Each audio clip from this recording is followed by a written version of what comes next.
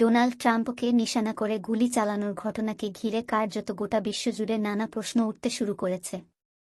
FBI ২০ বছর বয়সী Thomas Matthew ক্রুকসকে এই ঘটনায় প্রধান সন্দেহভাজন বলে চিহ্নিত করেছে। সে পেনসিলভানিয়ার বেথেল পার্ক এলাকায় থাকত। মনে করা হচ্ছে ওই যুবক ট্রাম্পকে নিশানা করে গুলি চালিয়েছিল, তবে তাকে নিকেশ করা হয়েছে। সিক্রেট সার্ভিসের আধিকারিকরা দ্রুত ওই যুবককে গুলি করে।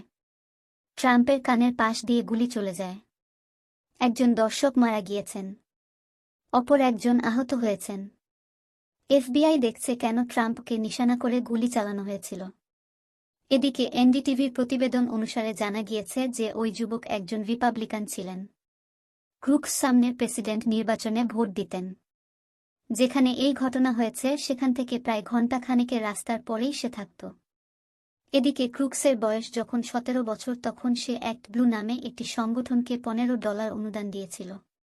এই সংগঠন ডেমোক্র্যাটিকদের জন্য চাঁদা তোলে। তবে রয়টার্স এ নিয়ে ওই গ্রুপের কাছে জানতে চেয়েছিল, কিন্তু তারা কিছু বলতে চায়নি। ক্রুকসের বাবা ম্যাথিউ ক্রুকস জানিয়েছেন সিএনএনকে যে কেন এই ঘটনা হলো তা তিনি জানার চেষ্টা করছেন। ছেলের সম্পর্কে তিনি পুলিশের কাছ থেকে জানার জন্য অপেক্ষা করছেন। থমাস ক্রুকস ২০২২ সালে বেথেল পার্ক হাই স্কুল থেকে গ্র্যাজুয়েট হয়েছিলেন। পিটসবার্গ ট্রিবিউনের রিভিউতে তেমনটাই উল্লেখ করা হয়েছে। ন্যাশনাল ম্যাথ অ্যান্ড সায়েন্স ইনিশিয়েটিভে তিনি $৫০০ স্টার অ্যাওয়ার্ড পেয়েছিলেন। সংবাদপত্রের প্রতিবেদন অনুসারে তেমনটাই জানা গিয়েছে। ২০২২ সালের গ্র্যাজুয়েশন অনুষ্ঠানের একটি ভিডিও সামনে এসেছে। নিউ ইয়র্ক টাইমসের সেই ভিডিওতে দেখা যাচ্ছে ওই ছাত্র হাই স্কুলের ডিপ্লোমা নিচ্ছে। অনেকেই সেই সময় তার প্রশংসা করে। স্কুলের আধিকারিকদের সঙ্গে সেই সময় ছবিও তোলে সে। তবে রয়টার্স সেই ভিডিওর সত্যতা যাচাই করতে পারেনি। এদিকে পুলিশ জানিয়েছে ক্রুকস কোনো পরিচয়পত্র নিয়ে আসেনি। অন্যভাবে তার দেহ শনাক্ত করার চেষ্টা করা হচ্ছে।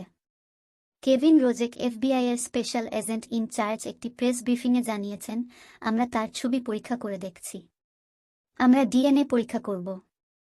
তার বায়োমেট্রিক পরীক্ষার মাধ্যমে পরিচয় নিশ্চিত করার চেষ্টা করা হচ্ছে। ইউএসএ টুডে রিপোর্টে উল্লেখ করা হয়েছে যে একাধিক গাড়ি দাঁড়িয়েছিল ওই থমাসের বাড়ির সামনে।